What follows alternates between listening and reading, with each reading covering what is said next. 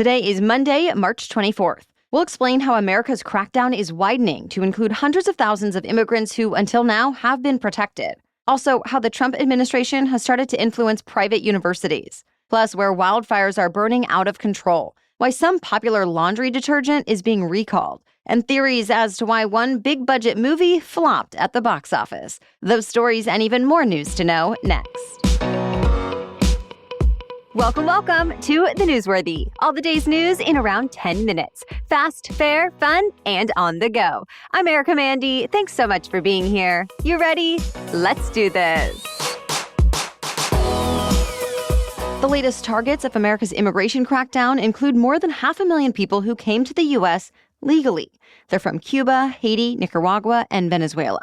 They were brought to the U.S. under a sponsorship program from the Biden administration and given temporary legal status. But now the Trump administration is revoking that status. The migrants were told to return to their home countries or else face deportation. When President Biden launched the program, he argued it would help cut down the number of illegal crossings on the southern border and allow for better vetting of people coming to the U.S. But President Trump claims the program has been riddled with fraud and has allowed migrants to take jobs from American workers. So now those migrants have been given 30 days to leave the country. Their home countries are mostly cooperating. Even Venezuela started accepting deportation flights again over the weekend. Another university activist is being threatened with deportation. Mamadou Tall is a graduate student at Cornell University and led protests on campus last year. He's a citizen of the UK and Gambia, but is in the U.S. on a student visa. And Tall recently sued the Trump administration over the order to deport foreign students accused of anti-Semitism because of their involvement in campus protests. Well, days later, Justice Department lawyers asked him to surrender to immigration officials. There's now a hearing set for tomorrow. This comes just weeks after the high-profile arrest of a protest leader from Columbia University, and after the Trump administration pulled funding from Columbia, saying the university did not do enough to stop anti-Semitic incidents on campus. Since then, Columbia has agreed to make some changes, like it agreed to hire a new security force. It also banned face masks on campus unless they're needed for a religious or health reason. And it promised to appoint a new administrative officer to oversee the Middle Eastern, South Asian, and African Studies Department. It's still not clear if all of this will be enough for the Trump administration to unfreeze the $400 million in federal funding it froze earlier this month. For now, the education secretary just says, quote, "We are on the right track." Meanwhile, Harvard, Stanford, and dozens of other schools are still under federal investigation. Law firms and lawyers can now be punished for filing unreasonable lawsuits against the Trump administration. President Trump told his Attorney General, Pam Bondi, to go after any of them that try to harass him or delay his actions with legal challenges. He suggested sanctions, but told the AG to recommend other potential punishments as well. For example, cutting off government contracts with law firms. The Trump administration has been sued more than 130 times since Inauguration Day. But this order actually tells the AG to go back further and review all cases that have challenged the government over the last 8 years. The White House says it's all about making sure the justice system is no longer weaponized. But critics say the action is actually aimed to silence the critics. To be clear, even before this order, federal judges already had the power to punish lawyers and law firms for bringing frivolous lawsuits and legal arguments. But now the Trump administration is getting directly involved, and there has actually already been action taken against some law firms. U.S. diplomats say they're optimistic about the future of Russia and Ukraine and that peace could be just weeks away. American officials met with Ukrainian officials yesterday, and they're planning talks with a Russian delegation today. The immediate goal is to extend the current ceasefire, in which both Russia and Ukraine agreed not to attack energy infrastructure. The U.S. now wants the deal to cover the Black Sea, too, so both countries can resume regular trade routes. After that, the goal is to broaden the negotiations even more and eventually talk about lasting peace. But for now, the fighting continues. Over the past few days, cross-border attacks have killed civilians on both sides, and both sides say they're working to build up their defenses. For the first time in 5 weeks, Pope Francis is back at the Vatican. Over the weekend, the 88-year-old Pope was released from the hospital where he was treated for a life-threatening case of double pneumonia. Hundreds of people gathered to say goodbye as he left the hospital, including patients who were wheeled outside just to catch a brief glimpse at the spiritual leader. Now Pope Francis's treatment will continue from the Vatican since he's been prescribed 2 months of rest under 24-hour medical care. That means no meeting with big groups or otherwise exerting himself. but doctors think he'll eventually be able to go back to his normal activities. More news for you still ahead, but first, a quick break to thank our sponsor, Hiya Health. Whether my kiddo is in an eat anything phase or buttered noodles only phase, I at least know Hiya's best-selling children's vitamins are helping to fill gaps in his diet and support his growing body and brain no matter what. I started giving him Hiya vitamins right when he turned 2, and now at 3.5 years old, he's still loving them as part of his morning routine. So much so that we've also added in Hiya's Kids Probiotic along the way. I love that Hiya is made with 0 sugar, tastes great, and that every batch is third-party tested for heavy metals, so I know they're safe and nutritious. And if you're tired of battling with your kids to eat their greens, Hiya now has Kids Daily Greens Plus Superfoods, a chocolate-flavored greens powder designed specifically for kids, packed with more than 55 whole food ingredients to support brain power, development, and digestion. Just scoop, shake, and sip with milk or any non-dairy beverage for a delicious and nutritious boost your kids will actually enjoy. We've worked out a special deal with Hiya for their best-selling children's vitamin. Receive 50% off your first order. To claim this deal, you must go to hiyahealth.com/newsworthy.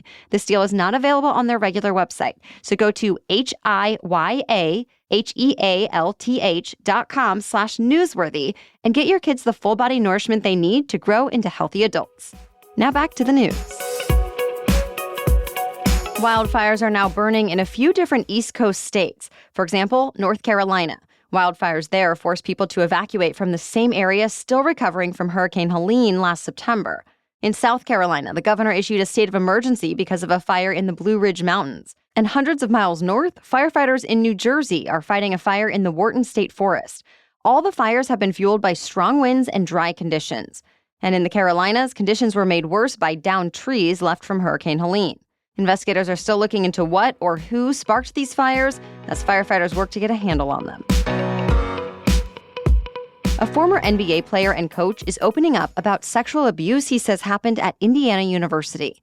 Butch Carter is the 5th former Hoosiers player to come forward with the same claims, saying former team doctor Bradford Bamba abused him and other players.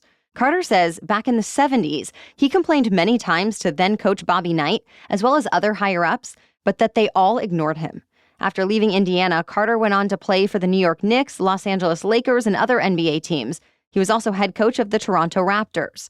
And he says he never got the same kind of invasive exams by any of those teams' doctors, making it even more clear that what Dr. Bamba did was inappropriate. Now, Carter and other players are suing school officials for failing to protect student athletes. Indiana University says it's doing its own independent review as well. Dr. Bamba sat for a deposition about this a few months ago and pleaded the fifth dozens of times. For now, he's not facing any criminal charges. The world is saying goodbye to former heavyweight boxing champion George Foreman. He passed away on Friday at 76 years old, leaving behind an incredible legacy in the ring and beyond. Foreman went up against some of the best fighters of heavyweight boxing's golden era, like Joe Frazier, Evander Holyfield, and Muhammad Ali. Foreman also won an Olympic gold medal, and at 45 years old became the oldest world heavyweight champion in boxing history. Plus, he made an impact on the culinary world with the electric countertop grill that became especially popular in the 1990s.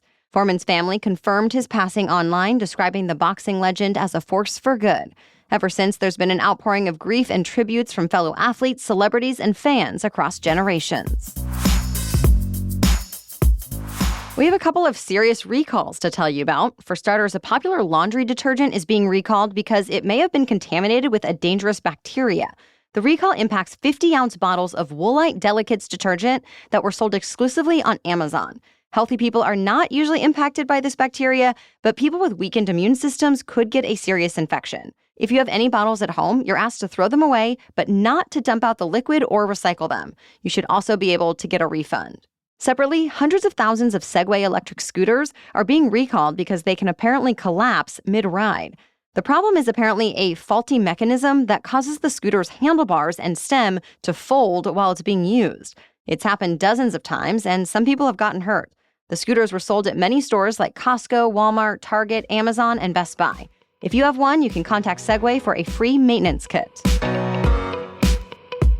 Disney's live-action version of the animated classic Snow White has so far proven to be a box office flop.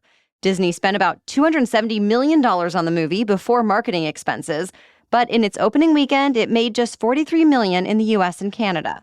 Analysts say audiences could be getting kind of sick of live-action remakes. But it also didn't help that the movie faced a lot of controversy, with the lead actresses both speaking up about polarizing issues and more.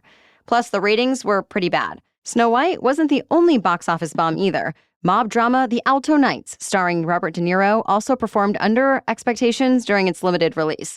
This is actually just the latest edition in what's been an overall disappointing year at the box office. But things are expected to pick up soon with movies like Thunderbolts and a Minecraft movie coming out soon. That's it for the main news, so now it's time for Money Monday, when we talk about one interesting money-related news story. But first, I want to take a moment to talk about our sponsor, Skims. As a mom and someone who works from home, I always appreciate high-quality tees, both short and long sleeve. They are wardrobe essentials for me. I love them because I can dress them up or down and feel great no matter what I'm doing. But finding that perfect fit and feel can be a challenge. And yet, Skims t-shirts seem to hit the mark every time. You've heard me talk about Skims tees before, and now my newest get is the cotton jersey long sleeve t-shirt. I wore it the other day, and once again, I get the hype. There are so many dupes online, but nothing compares to the real thing. Other long sleeves right up or bunch at the waist, but this one stays put. And as always, Skims comes through with how the tee flatters my waist and just has a great fit and feel overall. See what I mean when you shop Skims tees, as well as their ultimate bra collection and more at skims.com and Skims LA flagship on Sunset Boulevard. After you place your order, be sure to let them know we sent you, select podcast in the survey, and be sure to select our show in the drop-down menu that follows. Okay, now back to Money Monday. Egg prices have gotten so high that eggs have become a regular find at border checkpoints. Yeah, in fact, American border agents are now seizing more eggs than fentanyl by a lot. The latest Customs and Border Protection data show there have been about 400 drug seizures so far this year, but they've intercepted 5,500 egg products. Of course, this comes as the U.S. battles an outbreak of bird flu that's caused egg prices to quadruple and some stores to run out. Prices have recently gotten as high as $15 a carton here in the U.S.